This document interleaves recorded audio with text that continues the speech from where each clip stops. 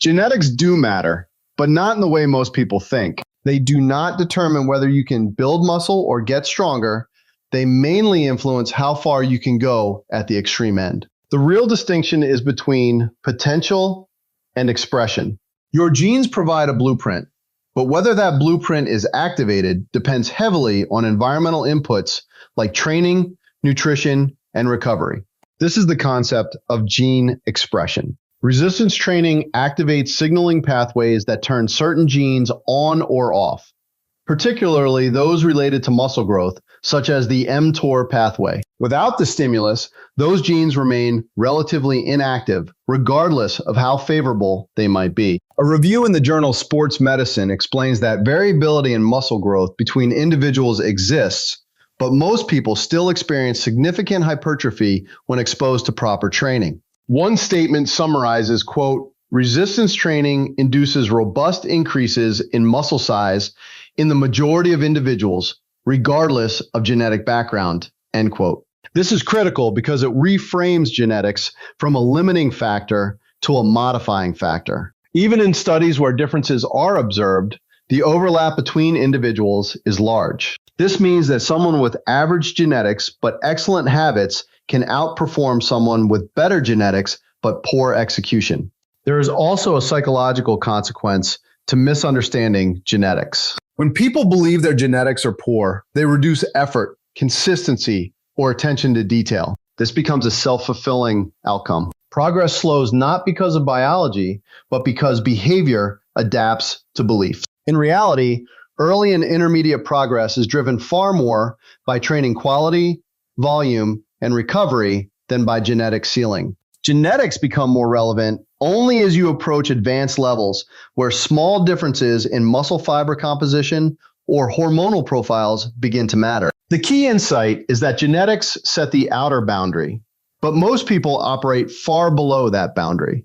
Their limiting factor is not DNA, but execution. If this shifts how you think about your own potential, take a moment to subscribe and like, because the next step will show why most people experience similar progress at the beginning, regardless of genetics. When beginners start resistance training, the majority of them experience rapid and relatively similar improvements in strength and muscle size, regardless of genetic background. This phase is driven less by muscle hypertrophy and more by neural adaptation. Your nervous system becomes more efficient at recruiting motor units, coordinating movement, and generating force. In simple terms, your body learns how to use the muscle you already have more effectively. This is why two individuals with very different genetic potential can look almost identical in terms of progress during the first 8 to 12 weeks. A review in the Journal of Applied Physiology highlights that early strength gains are primarily due to neural adaptations rather than increases in muscle size. One summary states, quote, initial strength improvements are largely attributed to neural factors, including increased motor unit recruitment and firing frequency, end quote. During this period, strength can increase by 20 to 40% in beginners, even with minimal visible hypertrophy. That range is too large to be explained by genetics alone. It reflects a universal biological response to a new stimulus. This has an important implication. If you are in your first months of training and not progressing, the issue is almost certainly not genetics. It is more likely related to program structure, insufficient intensity, poor technique, or inconsistent effort. Genetics do not prevent neural adaptation. The nervous system is highly plastic and responds quickly to repeated stimuli. This is why beginners often see rapid improvements even with imperfect programs. Another key point is that this early phase builds the foundation for later growth. Improved neural efficiency allows you to lift heavier loads, which then creates the mechanical tension necessary for hypertrophy.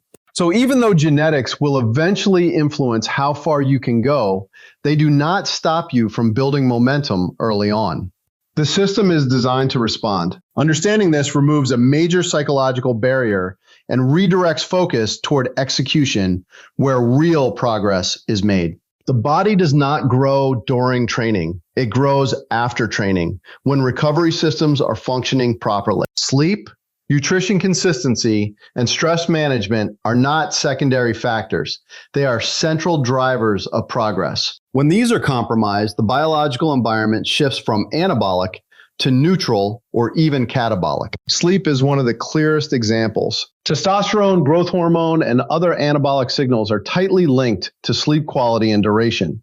A study published in the Journal of the American Medical Association found that restricting sleep to 5 hours per night for just 1 week reduced daytime testosterone levels by 10 to 15% in healthy young men. One conclusion states, quote, sleep restriction is associated with a significant decrease in testosterone levels in healthy young men, end quote. That reduction alone can meaningfully impact muscle protein synthesis, recovery speed, and training performance. This is not a genetic limitation, it is a behavioral one. Nutrition adherence follows a similar pattern.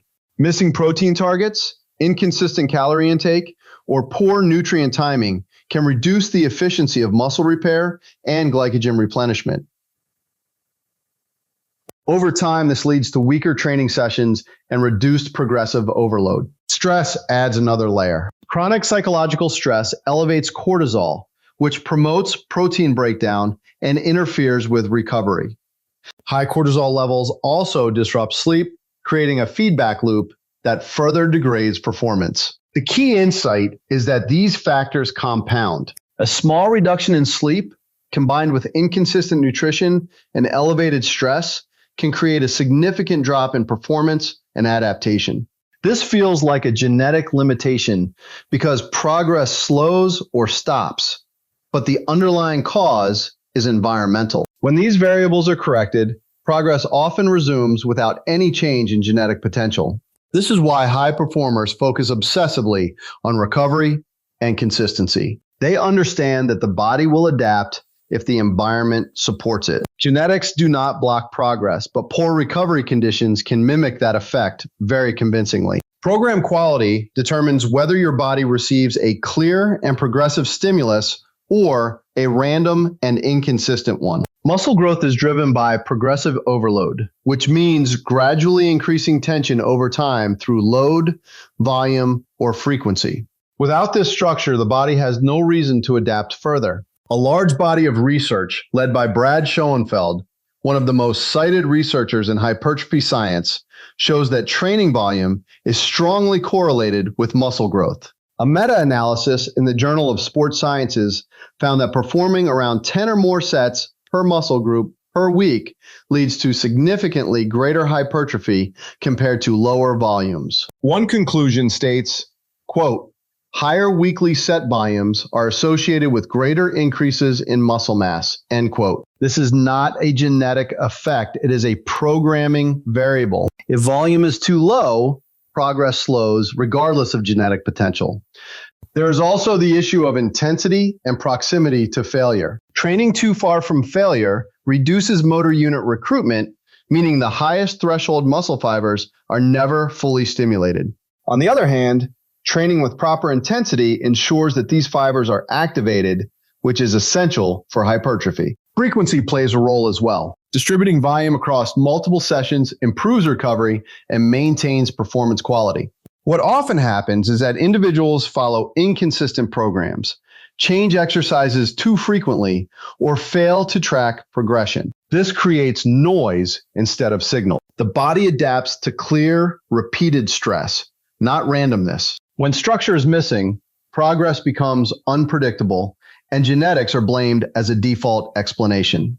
The key insight is that a well-designed program can unlock progress that appears inaccessible. Before assuming genetic limitation, the question should be whether your training provides sufficient volume, intensity, and progression over time. If this clarifies why structure matters more than assumed, take a moment to subscribe and like, because the next layer will challenge another common belief, that recovery capacity is fixed rather than trainable.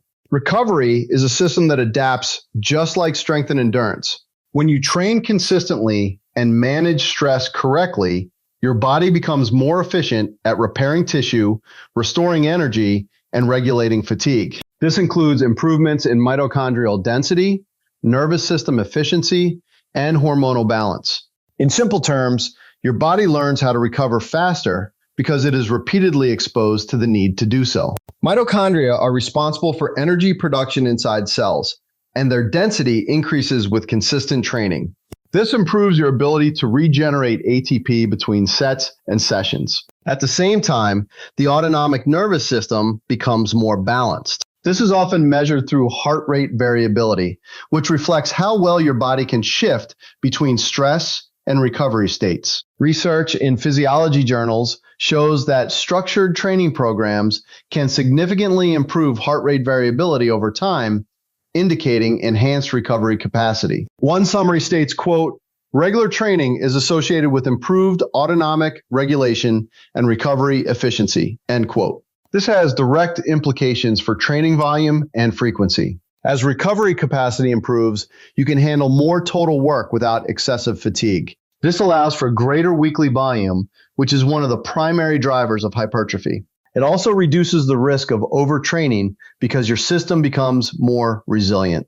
Importantly, this adaptation is gradual. If volume increases too quickly without allowing recovery systems to adapt, fatigue accumulates and performance declines. This is often misinterpreted as poor genetics when it is actually a mismatch between workload and current recovery capacity. There is also a behavioral component. Individuals who consistently manage sleep, nutrition, and stress create an environment where recovery systems can adapt. Over time, this leads to a compounding effect. Better recovery supports better training, which further improves recovery. This positive loop is one of the main differences between those who progress steadily and those who plateau. Genetics may influence the upper limit of recovery speed, but the majority of people operate far below that limit. Training the recovery system itself is one of the most overlooked strategies for long-term progress. This is where many people underestimate how small details compound over time. Muscle protein synthesis is not simply triggered by total daily protein. It is regulated in pulses, influenced by dose, timing, and amino acid composition, particularly leucine. Think of it like turning on a switch multiple times per day, rather than leaving it half-activated continuously. Research in the Journal of Nutrition shows that distributing protein intake evenly across meals leads to a greater overall muscle protein synthesis response compared to skewing most protein into one or two large meals. One conclusion states, quote, "A balanced distribution of protein intake across meals enhances 24-hour muscle protein synthesis compared with a skewed pattern," end quote. In practical terms, consuming around 0.3 to 0.5 grams of protein per kilogram of body weight per meal across 3 to 5 meals appears to optimize this response for most individuals. This ensures that each meal reaches the leucine threshold necessary to maximally stimulate the mTOR pathway. There is also the interaction with training. Consuming protein in proximity to resistance exercise enhances the sensitivity of muscle tissue to amino acids. This does not mean timing is more important than total intake, but it does amplify the effect of what you already consume. Over weeks and months, these small improvements in efficiency accumulate into noticeable differences in muscle gain. Many people who believe they have poor genetics are actually missing these details. They may hit their total protein target, but consume it in a way that does not fully stimulate muscle protein synthesis throughout the day. The result is slower progress, which is then attributed to genetic limitation. In reality, the system is underutilized rather than incapable. Precision does not replace fundamentals, but once fundamentals are in place, it becomes the factor that separates average progress from optimized progress. When people compare themselves to extreme physiques or rapid transformations, they are often comparing themselves to individuals at the far end of a normal distribution. Muscle growth response follows a spectrum, with most people falling in the middle and only a small percentage classified as high responders or low responders. A well-known study published in the Journal of Applied Physiology examined how individuals respond to the same resistance training program. The results showed a wide range of outcomes, but importantly, the majority of participants still experienced meaningful muscle growth. Only a small fraction were classified as extreme responders at either end. One summary states, quote, "There's considerable variability in hypertrophic response, but most individuals show significant increases in muscle size following resistance training, end quote. In some analyses, the highest responders gained several times more muscle than the lowest responders. But these extremes represent a minority, not the norm. This is where perception becomes distorted. Social media and fitness marketing tend to highlight high responders because their results are more visible and more engaging. This creates the illusion that such progress is typical, when in reality, it is statistically uncommon. If you compare your progress to these outliers, it will always seem insufficient, even if you are progressing at a completely normal rate. The key insight is that being average in genetics still allows for substantial and visible transformation over time. The difference between average and elite genetics becomes more relevant at very advanced levels, where small differences accumulate into noticeable gaps. But for the vast majority of people, especially in the first several years of training, the dominant factor is not where you sit on the genetic curve, but whether you are consistently applying the principles that drive adaptation. Recognizing that extremes are rare helps remove unrealistic expectations and refocus attention on controllable variables where real progress is made. Genetics may influence the rate of progress, but consistency determines the trajectory. Over long periods, small advantages in execution compound into large differences in outcome. This is why someone with average genetics but high consistency can surpass someone with better genetics who trains inconsistently. Long-term studies on resistance training show that sustained adherence is one of the strongest predictors of muscle gain and strength development. A review in Sports Medicine emphasizes that continued training over years leads to substantial increases in muscle mass across a wide range of individuals. One conclusion states, quote, long-term resistance training results in significant hypertrophy in most individuals when adherence is maintained, end quote. The key variable here is not genetic profile, but duration and consistency of exposure to the stimulus. Over the course of one session, differences are small. Over months, they become noticeable. Over years, they become decisive. There's also a compounding biological effect. Each training cycle builds on the previous one. Muscle fibers adapt, connective tissue strengthens, neural efficiency improves, and recovery systems become more robust. These adaptations create a foundation that allows for greater future progress. If consistency is broken, this chain is interrupted. If consistency is maintained, the chain strengthens. Genetics may influence how quickly each step occurs, but they do not replace the need for repetition over time. This leads to the final insight. Most people never reach a point where genetics truly limit them because they do not sustain high-quality training long enough. They change programs too often, lose consistency, or abandon the process before compounding can occur. When you stay consistent, you move closer to your personal ceiling, whatever that may be. If this helped you reframe genetics and take back control of your progress, take a moment to subscribe and like, because understanding the system is what allows you to actually use it.